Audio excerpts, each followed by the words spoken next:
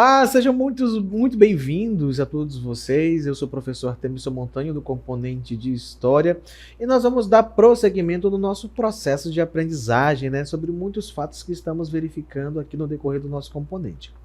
Então, nós vamos iniciar a nossa aula verificando o nosso objeto de conhecimento. Vamos lá? Nossa aula de número 11 tem como objeto de conhecimento a conquista dos direitos civis e o reencontro com a democracia. E para o nosso detalhamento, nós elencamos o seguinte para vocês: processos de redemocratização na América Latina, Brasil, Argentina e Chile, a consolidação dos direitos humanos e os desafios contemporâneos para a democracia. Então, queridos, fiquem de olho e vamos iniciar nossa aula.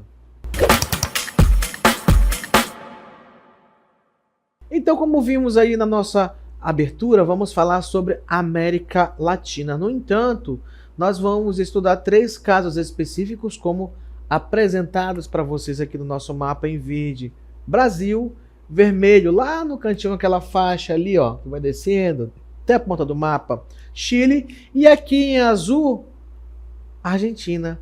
3 casos específicos. Mas você viu que nós vamos trabalhar a questão de redemocratização. Então, se nós vamos trabalhar a redemocratização, vale lembrar, então, que antes dessa redemocratização, o sistema político não era democrático. Por quê? Porque nós estaremos falando a respeito das ditaduras militares que se estabeleceram, tá bom? Na América Latina, especificamente em Brasil, Chile e Argentina. Tá bom? Nós estamos falando desses 3 países ali. Brasil, né, com Z ali por conta de foi um mapa americano, né, que a gente pegou ali e adaptou, então tá em inglês o nome, mas tudo bem. A escrita tá correta, só com um idioma diferente. Vamos lá então. Nós, para iniciar essa conversa, temos que lembrar que esse cenário que nós estávamos vivendo aí, ainda temos ali as influências daquele chamado bipolarismo que se estabeleceu sobre o mundo após a Segunda Guerra Mundial, né? Final de 1945, encerrou-se a Segunda Guerra Mundial, mas se estabeleceu sobre o mundo esse tal bipolarismo. Eu tenho certeza que você já trouxe aí na sua cabeça o conteúdo das aulas anteriores que a gente verificou e lembrou da chamada Guerra Fria. Lembra que se estabeleceu ali aquela disputa entre Estados Unidos e a União das Repúblicas Socialistas Soviéticas, onde os Estados Unidos defendia ali aquela questão do bloco capitalista e seus signatários. A União das Repúblicas Socialistas Soviéticas, o socialismo, juntamente também com seus signatários. Então, nós temos essas tensões dispostas sobre o mundo que vão gerar diversos conflitos entre essas potências, mesmo de forma indireta, né? No caso, alguns países associados a essas outras 2 grandes potências vão entrar em conflito direto, mas Estados Unidos e União Soviética não, né? Por conta do poderio militar que poderia acabar arrasando o mundo.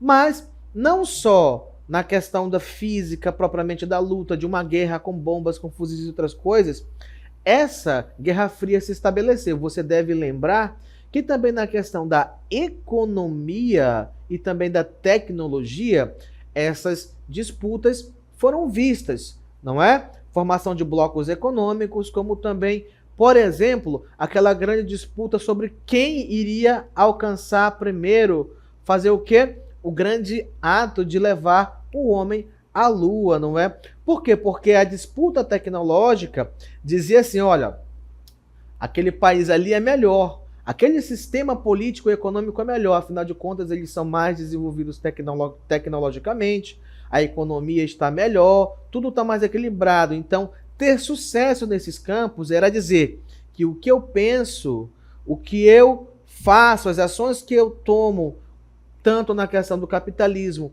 ou do socialismo em relação à política, economia e sociedade, eram melhores do que o outro apresentava.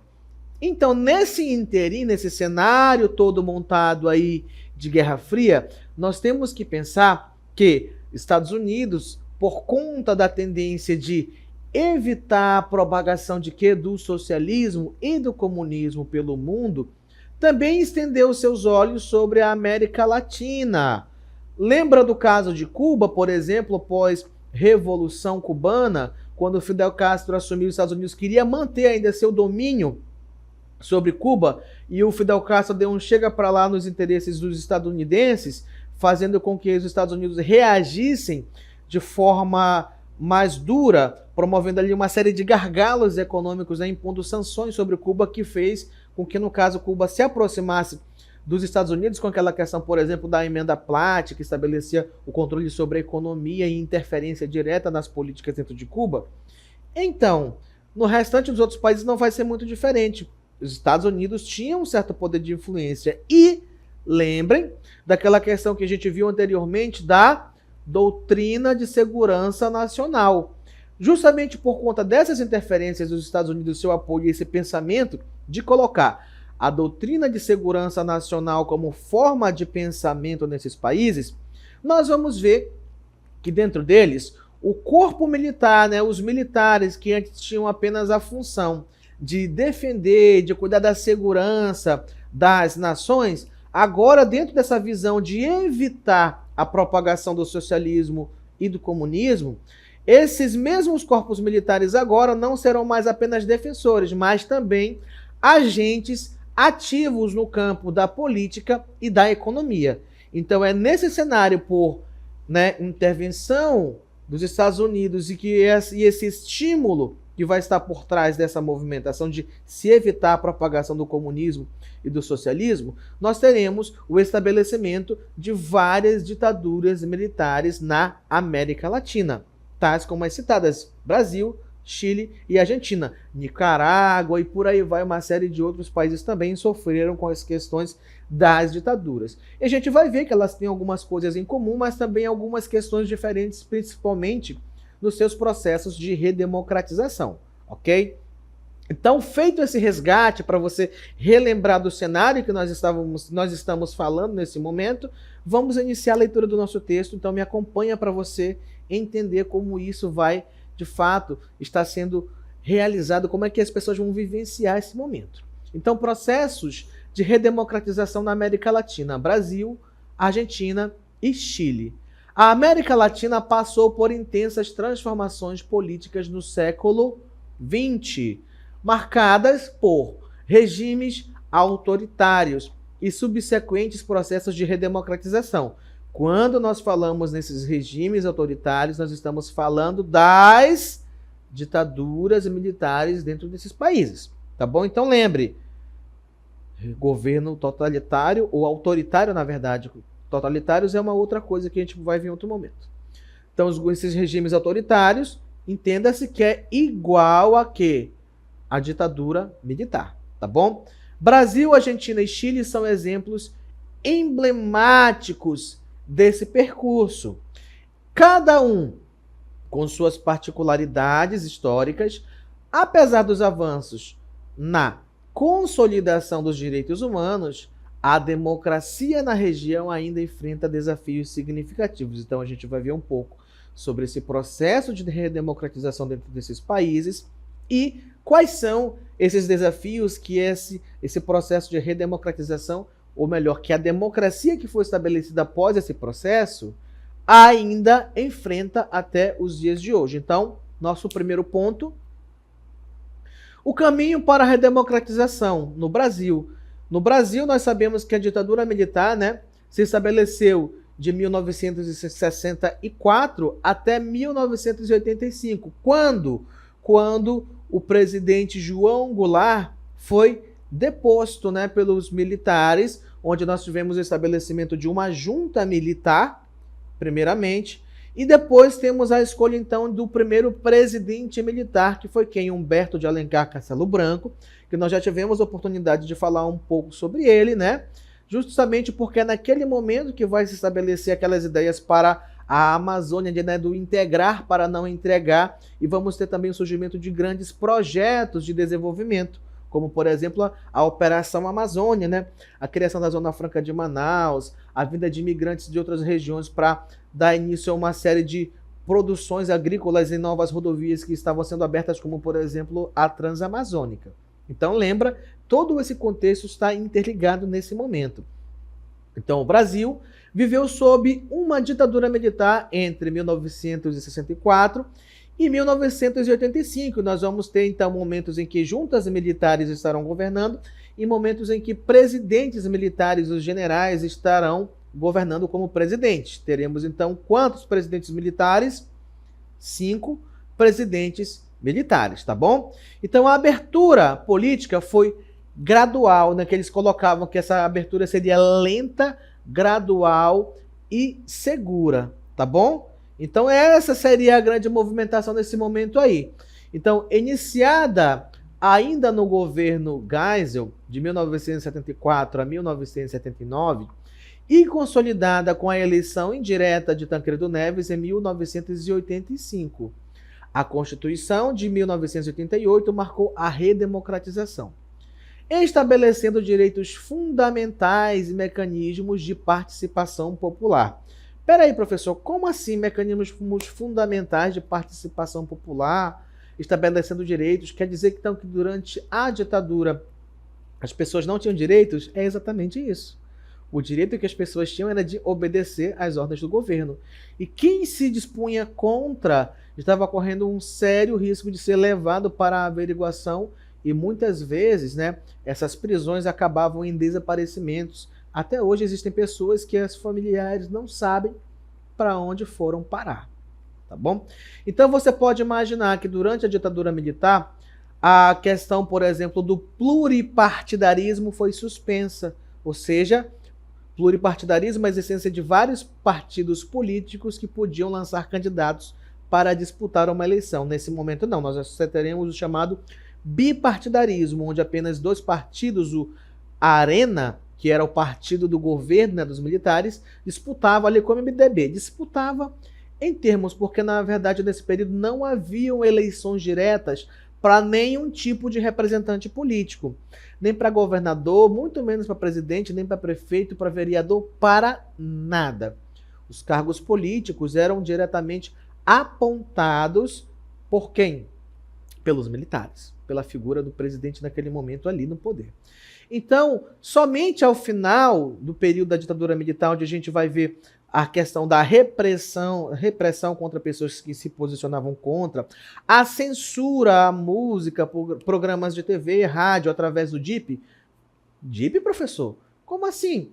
O DIP não era um órgão, o Departamento de Imprensa e Propaganda criado pelo Getúlio Vargas? Não era do governo do Getúlio?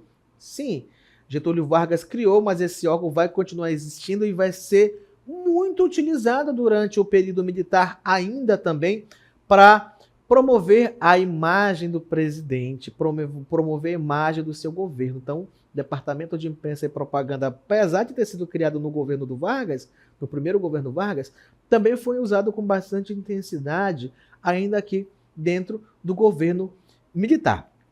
Então, até 85 nós temos esse governo militar que reprimia, que censurava, né, que prendia, que exilava, sendo substituído por um governo agora, nesse momento civil, mas que ainda necessitava de mudanças, porque até então a última Constituição tinha sido colocada em vigor dentro do governo militar, que dava plenos poderes a esse governo e que estabeleceu uma série de medidas, como, por exemplo, os atos institucionais que davam uma certa legitimidade para que o governo exercesse seu autoritarismo. Então era necessário mudar. Então, na Constituição de 88, que, por exemplo, a gente vai ter sendo instituído como crime a questão do racismo, é nessa Constituição que nós vamos ter a instituição das cláusulas pétreas que garantem os direitos fundamentais do cidadão, como, por exemplo, direito à saúde, o direito à vida, o direito à livre expressão e algumas outras questões mais que você pode depois pesquisar quais foram as novidades que foram trazidas dentro dessa Constituição de 88. Então, para que nós tivéssemos o fim desse momento, não é somente a troca de presidente, mas também a própria população teve que se movimentar, tá bom? Como, por exemplo, ainda em 1983, antes do final da ditadura, nós tivemos um deputado federal chamado Dante de Oliveira, que fez uma proposta de emenda à Constituição, né, uma chamada PEC, que levou o seu próprio nome, a chamada Emenda Dante de Oliveira, que já propunha que se restabelecesse as eleições diretas para os representantes políticos. Claro que essa proposta vai ser rejeitada ali no Congresso, né? Não vai passar. Além disso, também nós tivemos movimentos populares onde as pessoas iam para as ruas exigindo a volta das eleições. Por exemplo, um movimento chamado Diretas Já exigia a volta dos direitos políticos das pessoas, o direito de votar e escolher os seus representantes, ok? Continuando, na Argentina, também nós vamos ter um caso similar, tá? 1983. Então você observou que, por exemplo, no Brasil, essa transformação, essa mudança para a redemocratização foi muito pacífica, como o próprio slogan, era lento, gradual e seguro. Ninguém precisou de fato em pegar as armas e estabelecer uma guerra civil, onde muita gente morresse, né, para que isso de fato acontecesse. Claro que nós tínhamos sim, né, alguns movimentos de guerrilha, semelhante ao que aconteceu, por exemplo, em Cuba, mas os danos, né, o nível de atrocidades ou de mortes que aconteceram foi muito menos do que o que aconteceu em outros países, né? Então foi menos duro o processo, foi muito mais fácil. Já no caso da Argentina, nós vamos ter algumas diferenças, tá bom? A Argentina sofreu com uma ditadura brutal, 1976 até 1983, responsável por violações sistemáticas dos direitos humanos, como, por exemplo, além da repressão, além da censura, além da violência, além de tudo isso que aconteceu no Brasil, tem algumas coisas que chamam a atenção, né, que são consideradas bem cruéis, como, por exemplo, sequestro de crianças. Sim, sequestro de crianças na ditadura da Argentina. Por exemplo, as mulheres que eram anti-governo militar, que eram presas e que estavam grávidas, quando davam à luz, tinham seus filhos tirados delas, e essas crianças então eram colocadas para adoção para pessoas que eram partidárias do governo, e essas mães nunca mais viam seus filhos, não tinham nem mais notícias. Era só uma das coisas que acontecia. Além dessas outras questões que foram citadas como aconteceu no Brasil, também aconteciam lá. Mas uma coisa que vai fazer com que, de fato, o processo de redemocratização se iniciasse na Argentina vai ser uma briga externa. Enquanto no Brasil nós tivemos os movimentos populares, propostas de emenda, o Diretas Já, na Argentina o caso vai ser um tanto quanto diferente, como, por exemplo, né, com a derrota na Guerra das Malvinas, enquanto a Argentina lutava ali contra o Reino Unido, ela sofreu uma séria derrota, ou seja, teve prejuízo militar, econômico e político que vai enfraquecer o governo e proporcionar que, com esse enfraquecimento, de fato, o governo militar tem a tendência de se retrair, que perder cada vez mais força e aos poucos vai ser substituído por um processo de redemocratização, tá bom? O regime entrou em crise, levando à eleição de Raul Alfonsín em 1983. E uma diferença também bem grande que a gente vai ter aqui, ó, é que nós vamos ter lá na Argentina julgamento das juntas militares. Foi um marco na busca por justiça, ou seja, na Argentina, os militares que foram acusados de crimes contra a humanidade foram parar no banco dos réus. Eles foram julgados. Claro também que nós tivemos algumas leis de anistia que depois surgiram, né, lá, mas é um dos pouquíssimos casos que a gente vê que os culpados por tais crimes foram parar no banco dos réus, foram acusados e foram julgados. No Brasil teve isso? Não, não teve. Né? Apesar de, até alguns anos atrás, a gente ter ouvido falar na questão da Comissão da Verdade, mas apesar de toda essa investigação, ninguém nunca foi acusado, ninguém nunca foi preso, ninguém nunca foi julgado por nada. Ao contrário do que houve na Argentina, que foi um movimento muito mais, digamos assim, mais violento na forma como isso aconteceu e de também se exigir uma certa reparação através do julgamento dos acusados desses crimes de guerra. Nem crimes de guerra, né, mas julgamento contra esses crimes contra a humanidade, né?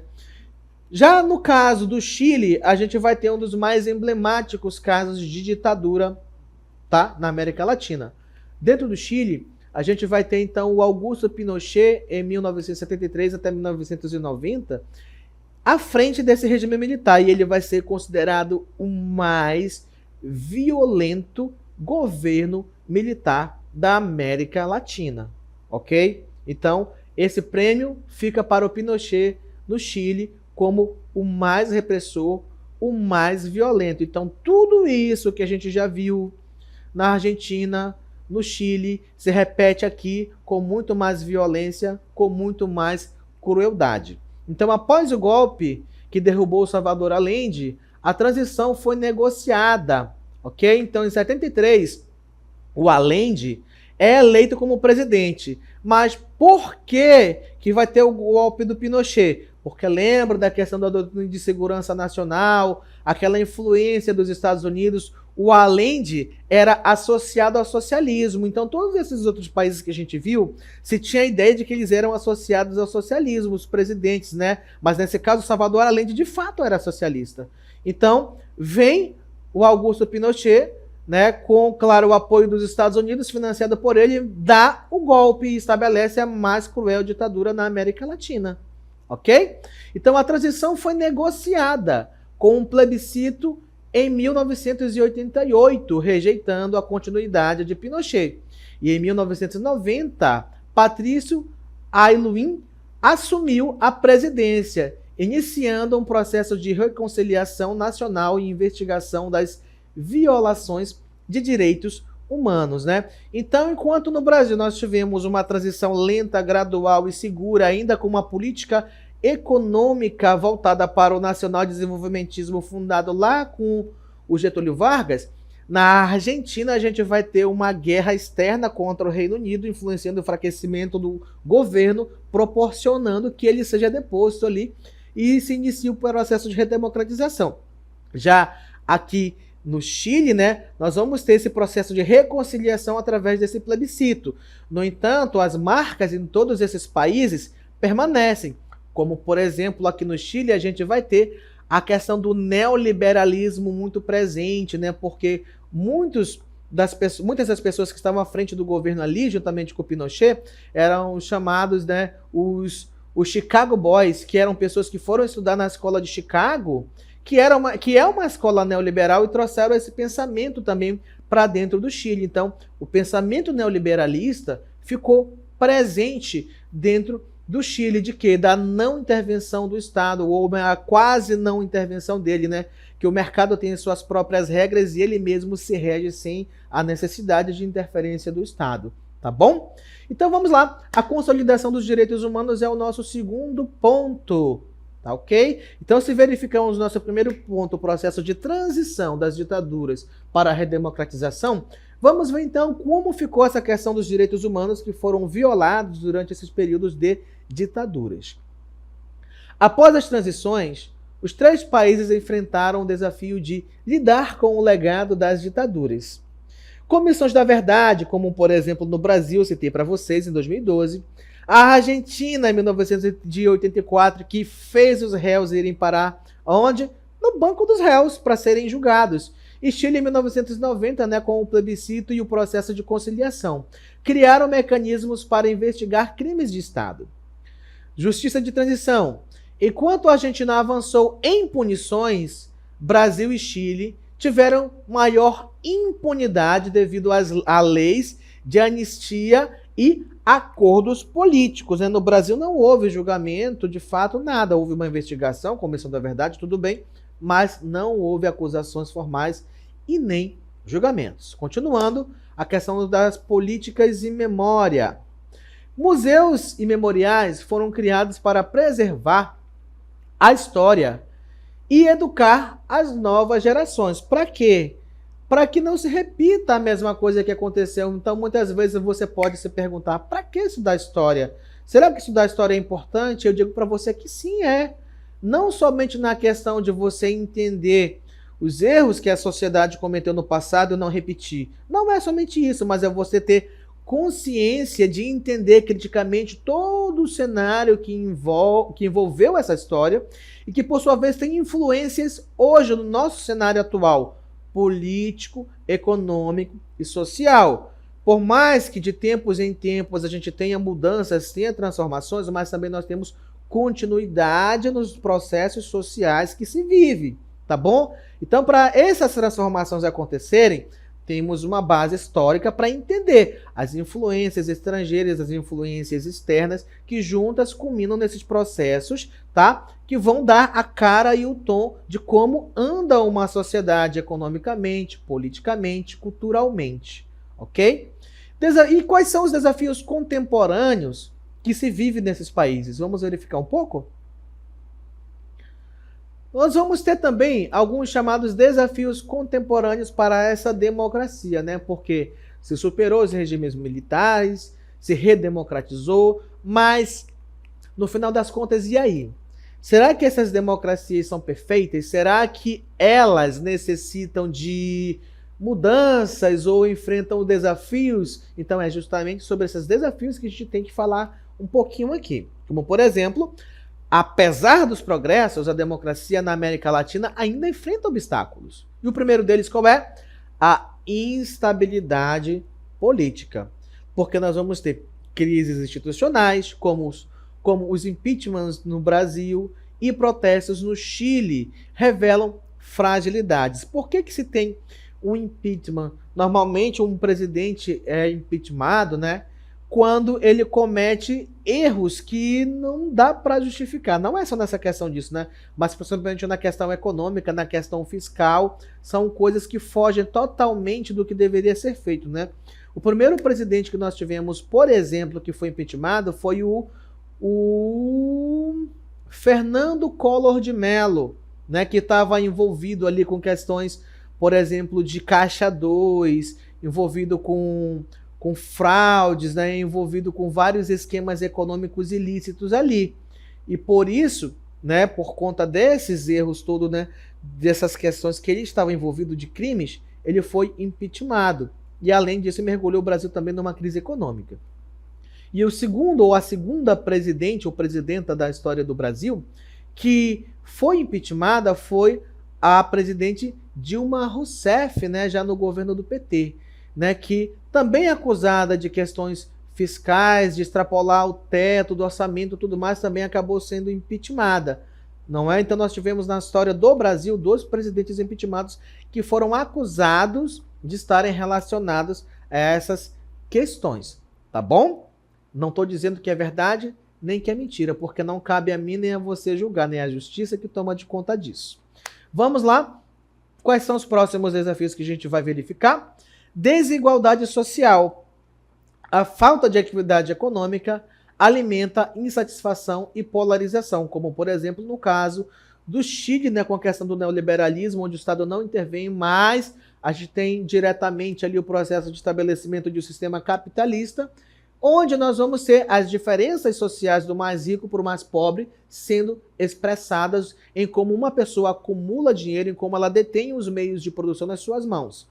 Mas só no Chile? Não. Na verdade, todo e qualquer país capitalista, a gente vai ver essas diferenças de desigualdades sociais sobre quem tem mais dinheiro e quem não tem, de quem tem acesso a uma melhor vida e a quem não tem, não é?